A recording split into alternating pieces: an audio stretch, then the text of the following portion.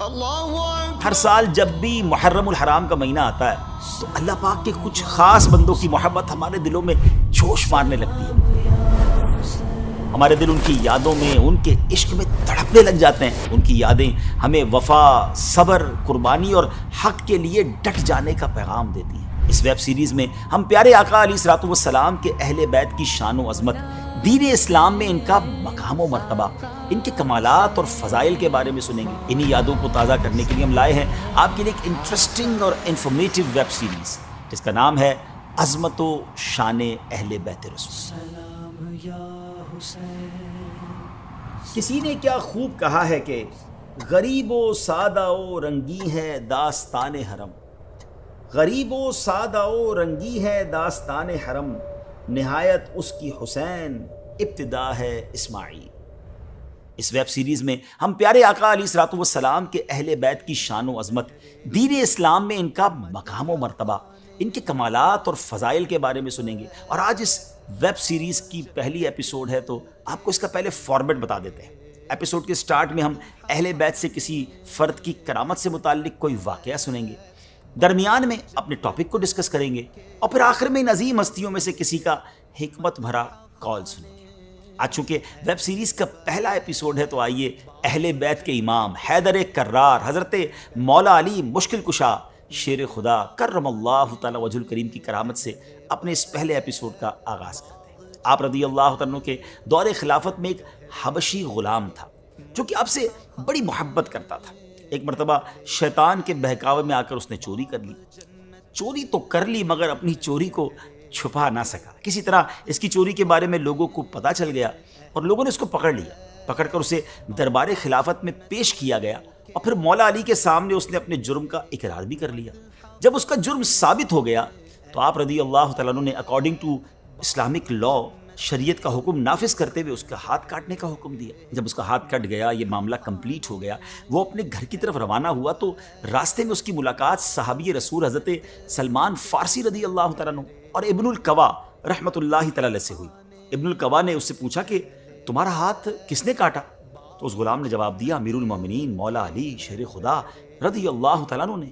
بڑا ریسپیکٹفلی آپ کا نام لیا. اس پر ابن القوا رحمۃ اللہ تعالیٰ علیہ کو بہت حیرت ہوئی کہ امیر المومنین نے اس کا ہاتھ کٹوا دیا ہے اور یہ پھر بھی آپ کا نام اتنی عزت سے لے رہا ہے. چنانچہ آپ نے اس غلام سے پوچھا، انہوں نے تمہارا ہاتھ کاٹ ڈالا پھر بھی تم اتنی عزت و احترام سے ان کا نام لے رہے ہو؟ اس پر غلام نے جواب دیا کہ میں ان کی تعریف کیوں نہ کروں، انہوں نے حق بات پر میرا ہاتھ کاٹا اور مجھے جہنم کے عذاب سے بچا لیا.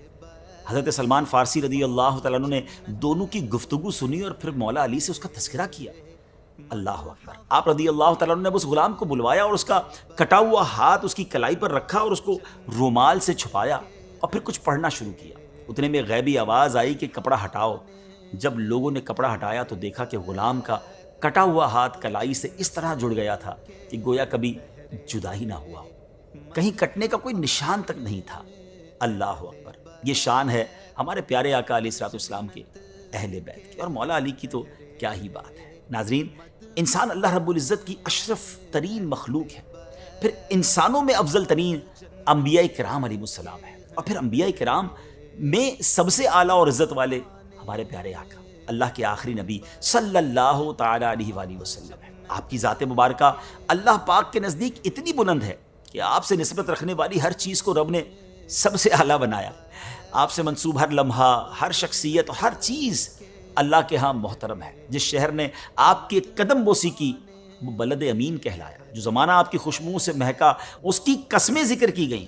جنہوں نے آپ کا مقدس زمانہ پایا اور آپ پر جانیں قربان کی وہ مومنون، متقون، مفلحون اور راشدون کے لقب سے نوازے گئے. انسان تو انسان، حیوان اور بے جان چیزوں نے بھی آپ کی نسبت سے فیض پایا. الغرض جس کو آپ علیہ الصلوۃ والسلام سے ادنا سی بھی نسبت ہو گئی اس کا مقام اللہ کی بارگاہ میں بلند ہو گیا. جب ہمارے پیارے آقا علیہ الصلوۃ والسلام سے ادنا سی نسبت والا بھی اللہ کے ہاں مرتبہ پا لیتا ہے تو اندازہ لگائیے نا کہ ان لوگوں کی شان و عظمت کا جن سے آپ علیہ الصلوۃ والسلام کا خونی رشتہ ہے، جن کی رگوں میں آپ علیہ السلام کا مبارک خون دوڑتا ہے.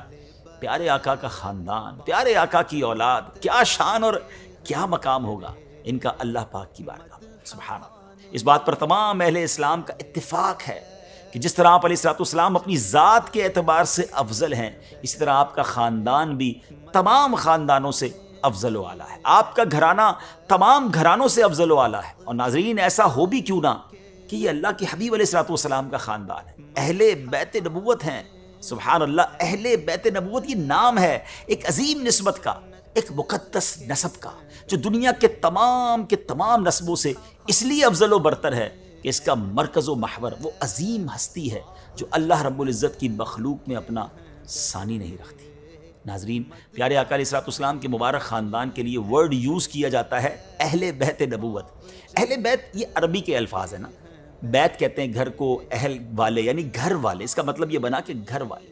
جب اہل بیت رسول کا لفظ بولا جاتا ہے تو اس سے مراد نبی پاک علیہ الصلوۃ والسلام کی ازواج مطہرات، یعنی آپ کی پاک بیویاں امہات المومنین، حضرت خاتون جنت بی بی فاطمہ الزہرا رضی اللہ تعالیٰ عنہ، مولا علی شیر خدا کرم اللہ تعالیٰ وجہ الکریم، اور حسنین کریمین یعنی امام حسن اور امام حسین رضی اللہ تعالیٰ عنہم، یہ سب داخل ہوتے ہیں۔ ناظرین، اہل بیت کی شان بیان کرنے کے لیے قرآن پاک میں اللہ کریم نے مختلف مقامات پر ان کا ذکر بڑے شاندار انداز سے ہوا۔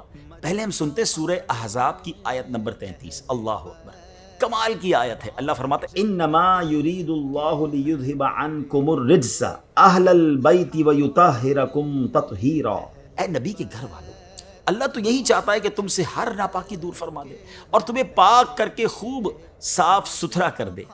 اللہ اکبر۔ تفاسیر میں آتا ہے کہ لفظ رجس ہر ناپسند چیز کو کہتے ہیں، چاہے عمل ہو یا اس کے علاوہ، یعنی گویا کہ اللہ پاک فرما رہا ہے کہ اللہ پاک اہل بیت سے ہر قسم کی برائی کو دور کرنا چاہتا ہے۔ کیا خوبصورت بات مولانا حسن رضا خان صاحب لکھتے ہیں نا، ان کی پاکی کا خدائے پاک کرتا ہے بیاں، آیا تطہیر سے ظاہر ہے شان اہل بیت۔ ناظرین، تفاسیر کے مطابق یہ آیت مبارکہ نبی پاک علیہ الصلوۃ والسلام کی ازواج مطہرات مولا علی، سیدہ فاطمہ الزہرا، امام حسن و حسین رضی اللہ عنہم اجمعین کے بارے میں نازل ہوئی۔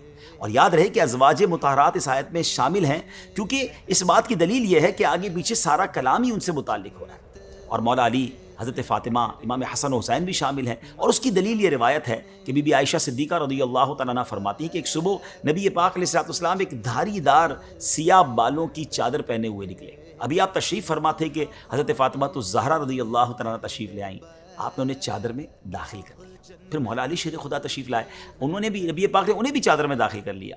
پھر حضرت امام حسن، امام حسین، دونوں کو بھی نبی پاک علیہ الصلوۃ والسلام نے چادر میں داخل کیا، اور پھر یہ آیت مبارکہ تلاوت فرمائی۔ حضرت انس بن مالک رضی اللہ تعالیٰ عنہ کہتے ہیں کہ رسول پاک علیہ الصلوۃ والسلام 6 مہینوں تک حضرت فاطمہ الزہرا رضی اللہ تعالیٰ عنہ کے دروازے پر آتے رہے، جبکہ آپ فجر کی نماز کے لیے نکلتے، آپ علیہ الصلوۃ والسلام دروازے کے پاس تشریف لا کر فرماتے الصلاۃ یا اہل البیت، یعنی اے اہل بیت، نماز کا وقت ہو گیا۔ اس کے بعد یہ آیت مبارکہ تلاوت فرماتے ہیں۔ کیسی آیت ہے کہ جس میں اہل بیت کی پاکی کا بیان ہے، ان سے ہر برائی، ہر بری چیز کو دور کرنے کا اعلان ہے۔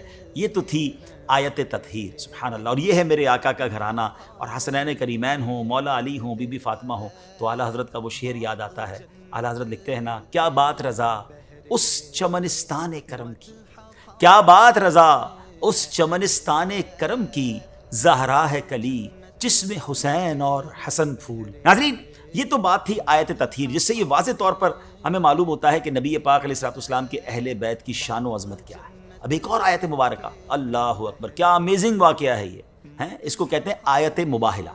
اس کا بیک گراؤنڈ یہ ہے کہ نبی پاک علیہ الصلوۃ والسلام تبلیغ اسلام کے لیے ڈفرینٹ کنٹریز اور علاقوں میں صحابہ کرام علیہم رضوان کو بھیجا کرتے تھے، اور ان میں سے کچھ تو ان مبلغین کے سامنے ہی دعوت اسلام قبول کر کے مسلمان ہو جاتے تھے، جبکہ کچھ لوگ اس بات کی خواہش کرتے تھے کہ ہم خود براہ راست بارگاہ نبوت میں حاضر ہو کر آپ علیہ الصلوۃ والسلام کے بارگاہ میں آ کر دین اسلام کے بارے میں کچھ معلومات لیں گے، کچھ سوالات ہیں، کچھ کنفیوژنز ہیں جن کو دور کریں گے۔ اسی سلسلے میں 9 ہجری میں ایک وفد، ایک ڈیلیگیشن جو تھا، وہ نجران سے نبی پاک کی بارگاہ میں آیا۔